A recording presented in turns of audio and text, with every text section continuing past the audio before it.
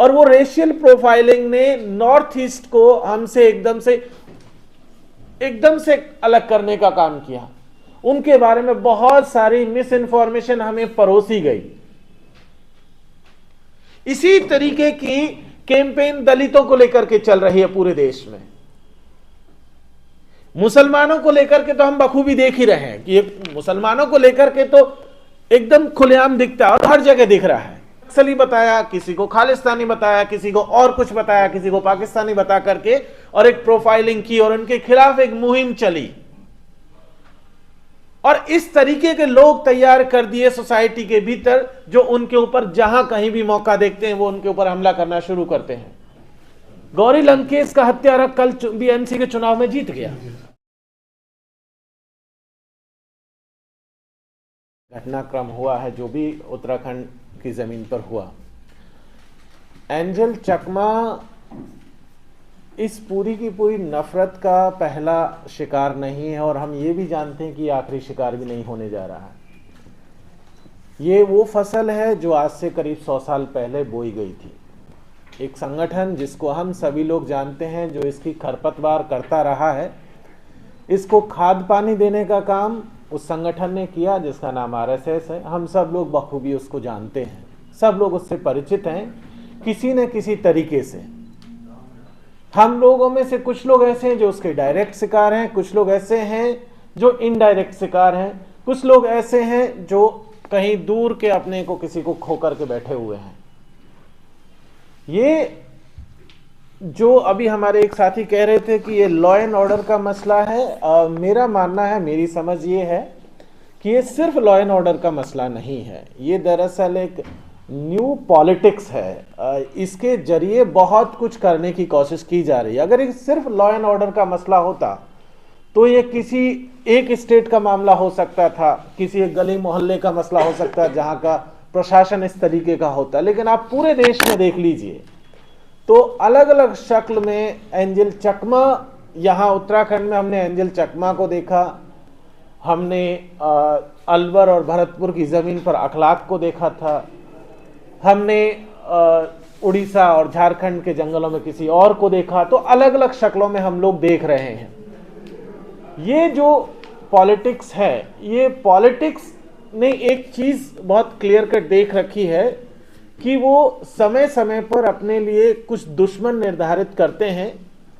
कभी वो मुसलमान की शक्ल में होते हैं, कभी कोई आदिवासी की शक्ल में वो दुश्मन तैयार करते हैं, कभी किसी दलित की शक्ल में वो दुश्मन तैयार करते हैं, कभी किसी नॉर्थ ईस्ट की जो है शक्ल में वो लेते हैं, कभी भाषा के लाइन पर, कभी क्षेत्र की लाइन पर। हम लोग देखते हैं कि इस तरीके से वो राजनीति अपना दुश्मन तलाशती है और हर बार एक नया दुश्मन तलाश करके वो हमें और इस देश के संविधान को जो है कमजोर करने का कोशिश करती है।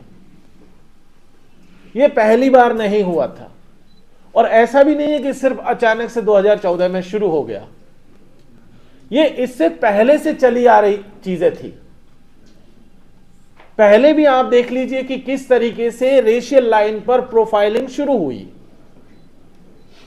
और वो रेशियल प्रोफाइलिंग ने नॉर्थ ईस्ट को हमसे एकदम से अलग करने का काम किया। उनके बारे में बहुत सारी मिस इन्फॉर्मेशन हमें परोसी गई। वो ये खाते हैं, वो ऐसे दिखते हैं, उनकी ये भाषा है, वो हेड हंटर हैं, कुछ ना कुछ उनके बारे में गलत जानकारियां पहले हमारे जहन में फीड की गई और उनको हमसे अलग जताने की कोशिश हुई कि हम तो ऐसे लोग हैं, वो वैसे लोग हैं। ये जो प्रोफाइलिंग हुई उसका नतीजा ये निकला कि अब इसे कोई एक पार्टी के लोग नहीं, अब ये दरअसल आम जनमानस में फैला दिया गया जहर है। ये जहर, इसका फायदा होता हुआ हम लोगों ने बखूबी देखा है कि किस एक पार्टी को इसका फायदा होता है, और वो बीजेपी है, जो हर बार इसको चुनावों में किसी न किसी तरीके से उसका फायदा लेने की कोशिश करती है। इसी तरीके की प्रोफाइलिंग हमने इस देश के पढ़े लिखे लोगों के बीच में देखी कि उनकी किस तरीके से प्रोफाइलिंग हुई। हमने जेएनयू के केस में भी देखा कि उस यूनिवर्सिटी को बर्बाद करने के लिए कितने तरीके के षड्यंत्र रचे गए। उसके लेकर के जनता के बीच में कैंपेन चलाया गया कि इस यूनिवर्सिटी को तो बुलडोजर चला देना चाहिए, कोई कहता था कि इसके ऊपर तोप चला देनी चाहिए, कोई कहता था इसके छात्रों को जेल में डाल देना चाहिए था, कोई कुछ और कह रहा था, और उस विश्वविद्यालय को बर्बाद करने का काम किया। हमने ये भी देखा कि जो लोग विश्वविद्यालय के बाहर थे, इस देश के संविधान के बारे में बातें कर रहे थे, इस देश की जो खूबसूरती उसे बचाने की कोशिश कर रहे थे, उनकी भी हत्याएं की गई। कलबुर्गी, दाभोलकर, पंसारे, गौरी लंकेश से याद आया, गौरी लंकेश का हत्यारा कल बीएमसी के चुनाव में जीत गया।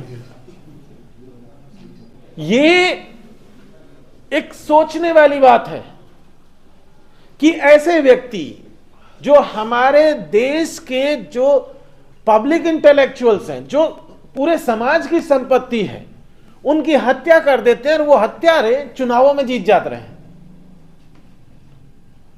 तो उन्होंने नॉर्थ ईस्ट की एक प्रोफाइलिंग की, फिर प्रोफाइलिंग उन्होंने पढ़ने लिखने वाले लोगों की किसी को नक्सली बताया, किसी को खालिस्तानी बताया, किसी को और कुछ बताया, किसी को पाकिस्तानी बता करके और एक प्रोफाइलिंग की और उनके खिलाफ एक मुहिम चली।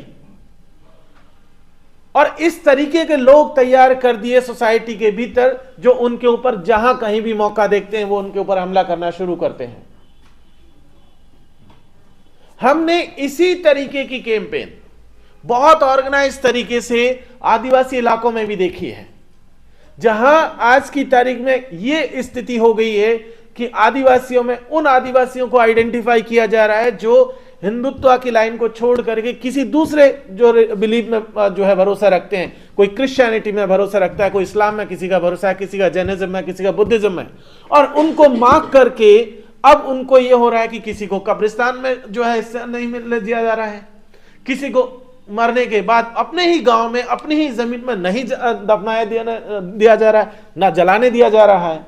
और एक तरीके की आदिवासियों को आदिवासियों के खिलाफ लड़ाने का एक काम हुआ। और यह सिलसिला दरअसल अभी छत्तीसगढ़ में बहुत जोर शोर से चल रहा है। और यह प्रोफाइलिंग की गई कि ये लोग वो हैं जो ओरिजिनल लाइन से हट गए हैं। इसी तरीके की कैंपेन दलितों को लेकर के चल रही है पूरे देश में। मुसलमानों को लेकर के तो हम बखूबी देख ही रहे हैं कि ये मुसलमानों को लेकर के तो एकदम खुलेआम दिखता है और हर जगह दिख रहा है।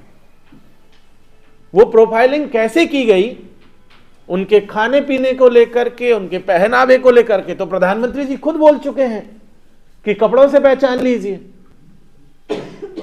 मंत्री महोदय अलग अलग जगहों पर नारा देते घूम रहे हैं। हमने तमाम एजेंसियों का बिहेव भी देखा हुआ है। तमाम एजेंसी जिनके ऊपर जिम्मेदारी थी कि इस देश की संवैधानिक मूल्यों को बचा के रखेंगे, इस देश की जो हमारी विरासत है उस विरासत को बचा करके रखेंगे, उन्हीं एजेंसीज ने आज की तारीख में एक सुपारी ली हुई है कि कैसे इन संवैधानिक मूल्यों को वो नष्ट कर सकते हैं, और वो कर रहे हैं। हम सब लोग देख रहे हैं। जेलों में बंद जो लोग हैं उनका आप एक प्रोफाइल निकाल करके देख लीजिए, उनका सोशल प्रोफाइल निकाल करके देख लीजिए, कौन किस कैटेगरी से आता है, कहां से आ रहा है, सोसाइटी के किस हिस्से से आ रहा है।